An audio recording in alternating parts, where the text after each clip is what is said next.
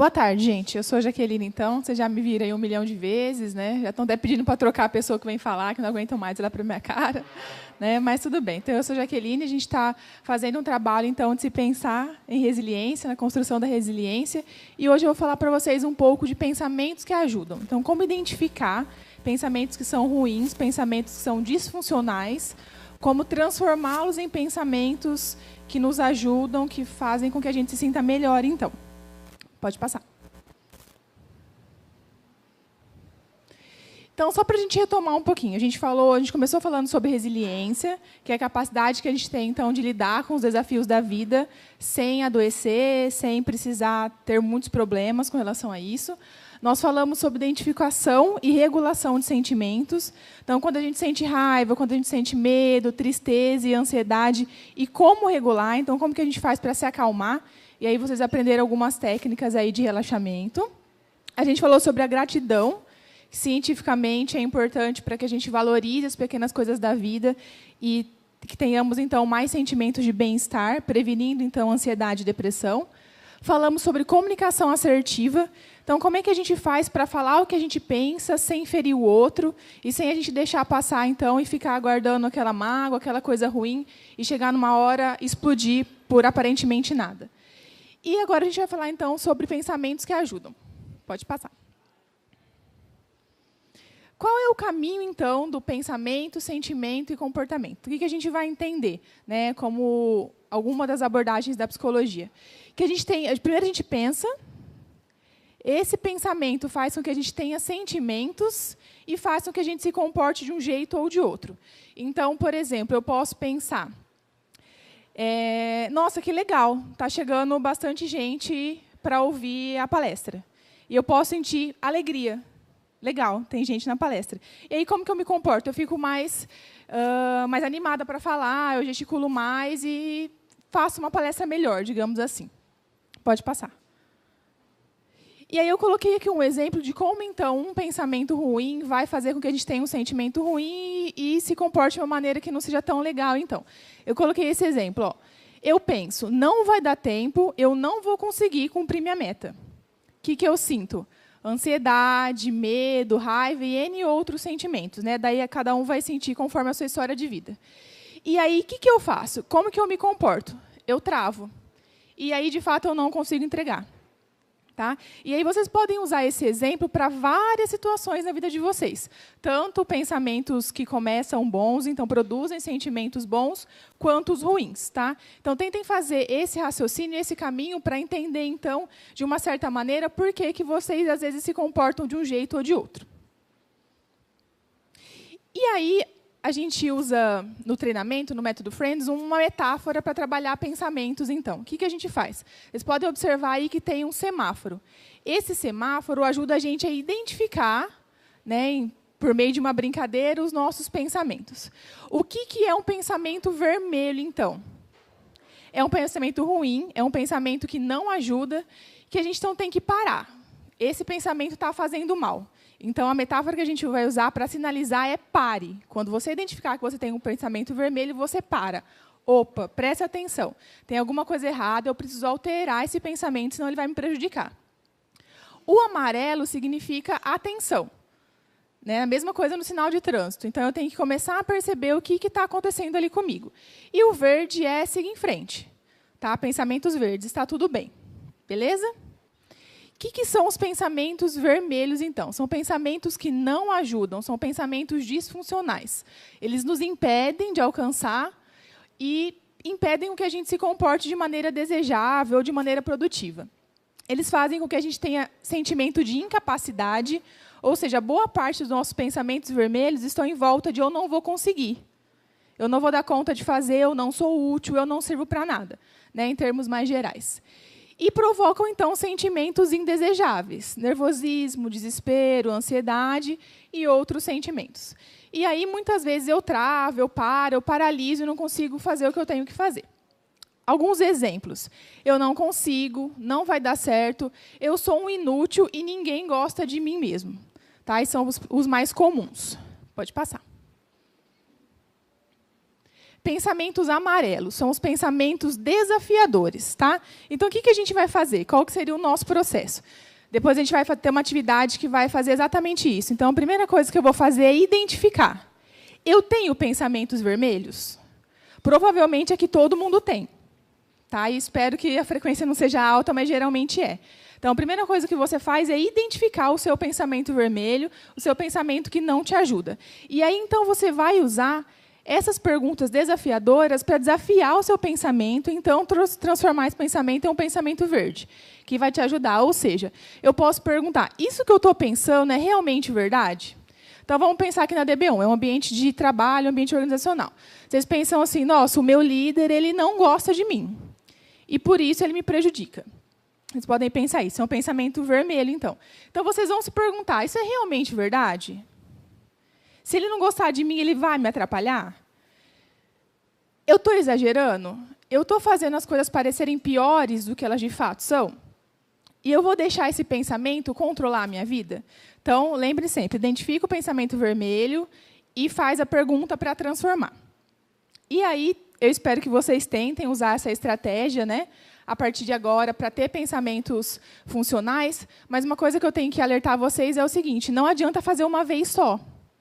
Tá? Isso aqui é um treino, então vocês têm que fazer repetidas vezes para que isso funcione. Beleza? E aí, então, os pensamentos verdes, os pensamentos que ajudam. Eles acabam nos incentivando, né, a tomar boas decisões, eles nos inspiram, né, a fazer coisas boas, a, né, cumprir metas e provas e tarefas e por aí vai. Então, eles acabam nos impulsionando. E é importante também vocês aprenderem a identificar quais são os pensamentos verdes que vocês têm. Tá? Porque eles são, né, seguindo aquele caminho, pensamento, sentimento e comportamento, são esses pensamentos que vão dar base para que a gente se sinta bem. E quando a gente se sente bem, a gente consegue se comportar melhor, no sentido de fazer coisas boas e atingir o que a gente quer. Tá? As nossas conquistas e os nossos objetivos. Exemplos, então, de pensamentos verdes. Sinto-me orgulhoso de mim quando eu tento o meu melhor. Eu vou conseguir. Eu tenho muitas qualidades. Aí vocês podem enumerar essas qualidades. E eu posso me esforçar e tentar cada vez mais, ao invés de desistir. Beleza? Pode passar. Pensamentos que ajudam versus pensamentos positivos.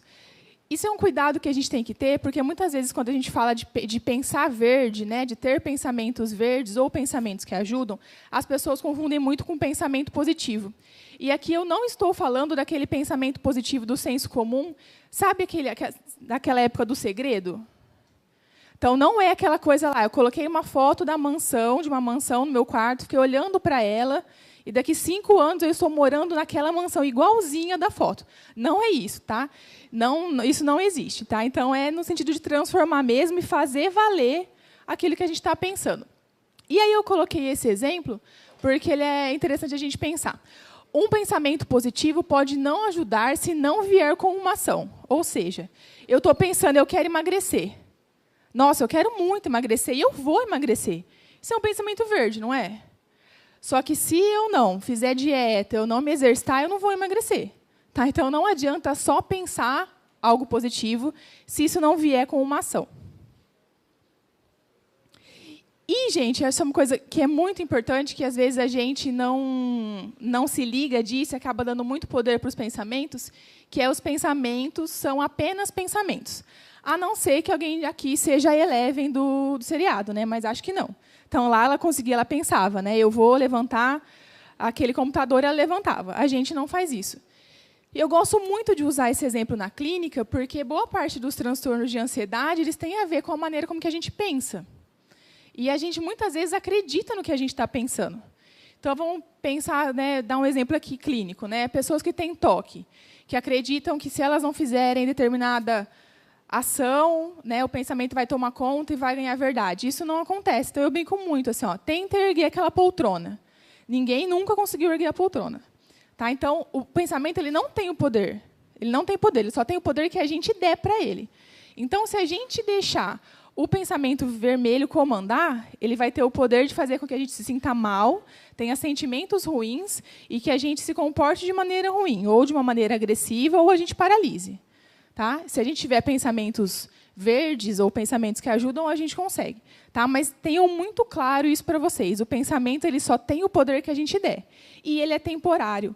Às vezes, algum pensamento ruim vem na nossa mente, vem na nossa cabeça, e aquilo fica martelando. E quanto mais poder a gente dá para ele, mais ele martela, mais ele martela. Tá? Então, espera, o pensamento ruim vai passar. Ou vocês podem, agora que vocês aprenderam, usar a estratégia de desafio, desafiar os pensamentos e transformá-los. Beleza?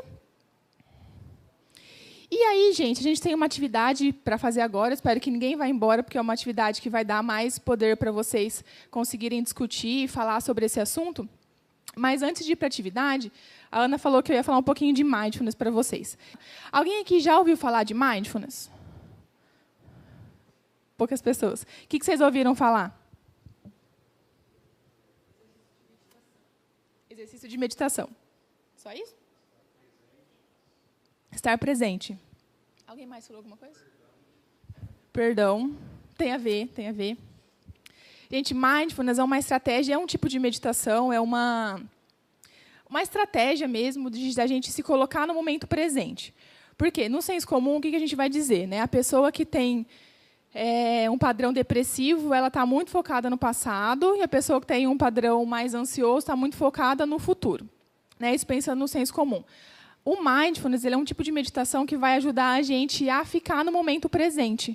Então, a gente conseguir sentir os sinais corporais, aqueles que a gente aprendeu lá na primeira vez que eu vim aqui e falei de identificação de sentimentos. Então, a gente aprender a controlar o que a gente sente, o que a gente pensa, usando esse tipo de meditação. Então, tem vários tipos de meditação. Tem meditação de 1 minuto, por exemplo, de 3 minutos. Né? E é bem legal. A meditação do mindfulness que as pessoas têm usado com bastante frequência, que é bem legal, porque dá para fazer em qualquer lugar, é a meditação dos 5 sentidos. Então, quando você estiver passando por um processo de muita ansiedade, de muito medo, ou estiver com a cabeça muito formigando de coisas, você pode fazer esse tipo de meditação. O que é?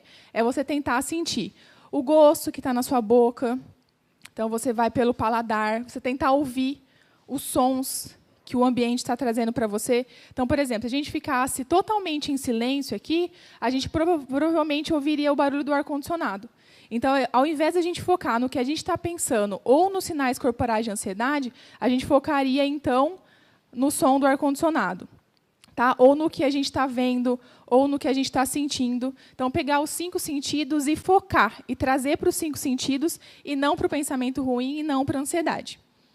Parece muito bobo, né? Parece que não vai funcionar. É igual quando a gente explica a respiração. Respira profundamente 10 vezes durante o dia que vai te ajudar.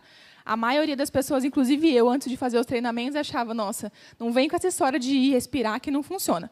Mas funciona. Funciona bastante. A única questão é que, como tudo na vida, a gente tem que treinar. E você falou do perdão, a questão interessante do mindfulness, ele vem do budismo. Né? Então, fala de você não se julgar. Não julgar os outros, mas também não julgar o seu próprio comportamento. Entender que algumas coisas vão acontecer e que você não tem necessariamente que ter culpa. E se tiver culpa, você tem que se perdoar. Tá? Então, essa é a questão do não julgamento. É uma meditação do não julgar. Tá? Então, é bem legal. É comprovado cientificamente que funciona. Então, não é balela. Quem tiver interesse, tem um livro que chama Mindfulness, Atenção Plena. É um livro azulzinho. Tem aquela florzinha do leão. Tem na biblioteca? Tem na biblioteca. E lá ele vai falar, vai contextualizar um pouco do Mindfulness e vai explicar como é que faz o Mindfulness de 8 semanas. Tá? Então, tem no livro. Então, quem quiser conhecer um pouquinho do Mindfulness, tem lá. Tá? Uma estratégia bem legal, é comprovado pela ciência que funciona. Tem sido usado para prevenção de depressão, prevenção de suicídio. Muitas empresas, acho que eu coloquei isso no texto, muitas empresas já estão aderindo a práticas do Mindfulness durante o dia a dia no trabalho. Então, coisa assim de 5 minutos, 15 minutos, porque também tem uma pesquisa, algumas pesquisas que vão apontar aumento da produtividade. E aumento também da satisfação do trabalho. Então, é uma prática que está recorrente aí, é bem legal. Beleza? Alguém quer perguntar mais alguma coisa sobre o Mindfulness? Não? Vamos para a atividade, então. Gente, vocês podem fazer em pequenos grupos, mas eu queria que cada um pensasse no seu para todo mundo treinar.